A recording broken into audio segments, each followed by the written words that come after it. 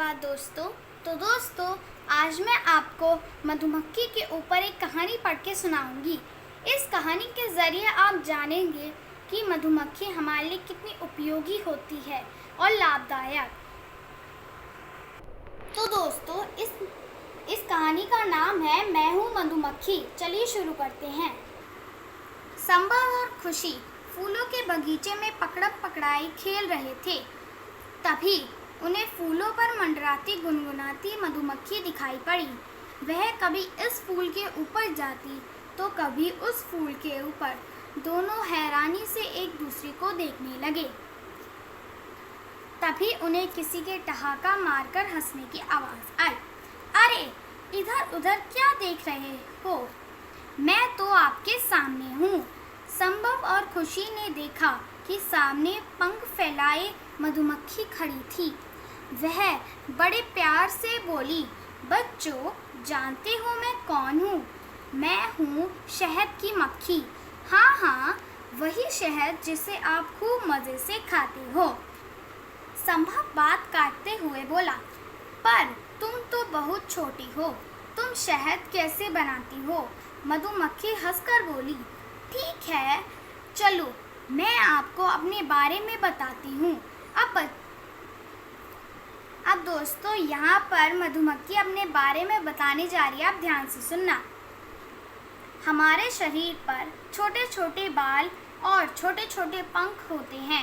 यही पंख उड़ने में हमारी सहायता करते हैं। हमारे भी आपकी तरह दो आँखें होती हैं जो सिर के दोनों ओर होती हैं। प्रत्येक आँख में लगभग 6000 लेंस होती हैं, परंतु हमारे नाक और कान नहीं होते, बल्कि उनके स्थान पर सिर के आगे जादुई एंटीना होता है जो सूंघने तथा सुनने में हमारी सहायता करते हैं। हम पैरों की सहायता से सफाई, कटाई और किसी चीज़ को पकड़कर रखने का कार्य करते हैं। हमारे सबसे पीछे के 2 पैरों में फूलों का पराग एकत्रित करने के लिए थैली भी होती है।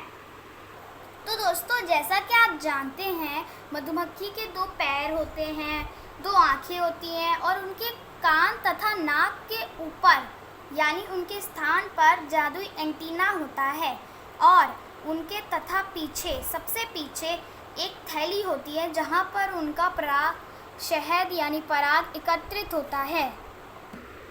अब आगे आप सुनिएगा कि मधुमक्खी क्या बताती है। हमारा सामाजिक जीवन बहुत ही रोचक होता है। हम अकेले रहने और अकेले खाने की आदत नहीं होती। हम प्रत्येक छत्ता बनाकर समूह में रहती हैं। प्रत्येक छत्ते में एक रानी मक्खी होती है। हम सभी मधुमक्खियाँ उसके निर्देशों का पालन करती हैं। तो दोस्तों, जैसा कि आप जानते हैं, आपने एक छत्ता तो देखा ही होगा। उस छत्ते में कई सारी मधुमक्खियाँ रहती हैं। जैसे कि ये छत्ता है मधुमक्खी का, इसमें कई सारी मधुमक्खियाँ रहती हैं। उनमें से एक रानी मक्खी होती है जिनका ये सभी पालन करती हैं। चलिए आगे बढ़ते हैं। रानी मक्खी केवल अंडे देने का कार्य करती है। वह आकार में हम सभी मधुमक्खियों से बड़ी होती है। हम सभी मधुमक्खियाँ रानी मधुमक्खी की देखभाल करती हैं। सर्दियों में ठंड से बचाव के लिए हम सभी मधुमक्खियाँ रानी मधुमक्खी के आसपास घेरा बनाकर रहती हैं। रानी मधुमक्खी प्रत्येक वसंत के मौसम में ही अंडे देती है। तो दोस्तों, जैसा कि आप जानते हैं, ठंड तो सभी को लगती है। ठंड में आप लोग स्वेटर या कपड़े पहनते हैं, लेकिन मधुमक्खियों के पास स्वेटर और कपड़े नहीं होते।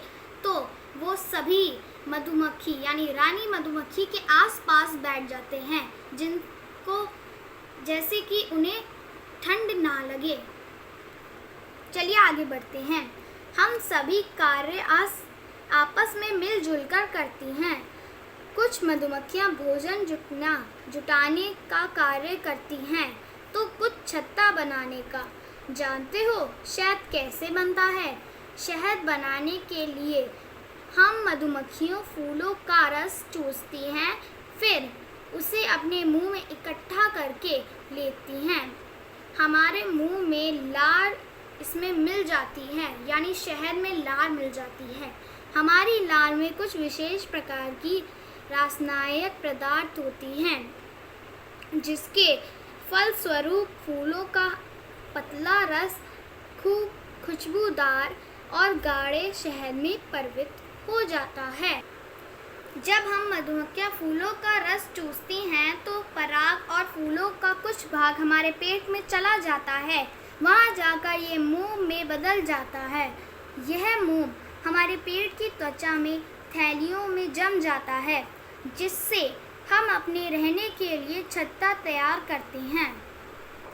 तो दोस्तों, जैसा कि आप जानते हैं, मधुमक्खी जब फूल चूसती है तो जो फूलों का कुछ भाग होता है वो उनके पेट में चला जाता है और वही मोम बन जाता है। और जो उनकी जो थैलियाँ होती हैं, उनकी त्वचा में थैलियाँ जम जाती हैं। तो यही मोम उनके घर तैयार करने में मदद करती हैं। संभव और खुशी बहुत मज़े से मधुमक्खी की बातें सुन रहे थे।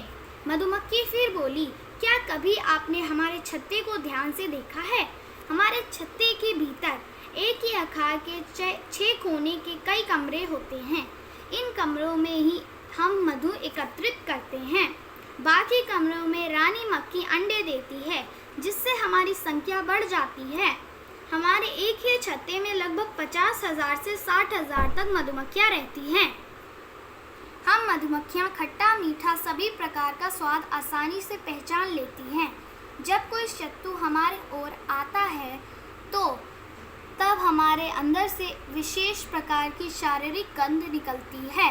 इससे हम सभी मधुमक्खियों को शत्रु के आने की सूचना मिल जाती है और हमारे आसपास के सभी मधुमक्खियाँ सतर्क हो जाती हैं। अपने बचाव के लिए हम सभी अपने शत्रु पर डंक से आक्रमण करती हैं। हम बहुत ही उपयोगी जीव हैं। क्या आप जानते हैं कि पुराने ज़माने में जब तिजोरियाँ नहीं होती थी तो लोग अपना बहुमूल्य सामान हमारे द्वारा बनाए गए छत्ते में छिपा कर रख देते थे, ताकि कोई उन्हें चुरा ना पाए। हमसे ही आपको मधु एवं मोम प्राप्त होता है। यही मधु बहुत ही पौष्टिक एवं स्वादिष्ट होता है। मोम का प्रयोग मोमबत्तियां बनाने तथा सौंदर्य प्रसाधनों में भी किया जाता है। तो बच्चों, देखा आपने मैं कितनी उपयोगी और परिश्रमी जीव हूँ। तो दोस्तों, आज देखा आपने कि इस कहानी के ज़रिए आपको पता ही चल गया होगा कि मधुमक्खी हमारे लिए कितनी उपयोगी होती है। तो और हमें मधुमक्खियों से शहद और मोम मिलता है, जो हमारे जीवन में बहुत ही उपयोगी और लाभदायक होता है। तो दोस्तों, अब मैं अपनी वीडियो को समाप्त करती हूँ। आप मुझे कमेंट करके बताना आपको ये कहानी कैसी लगी। मेरी वीडियो को लाइक, सब्सक्राइब और शेयर करना ना भूलें। धन्यवाद।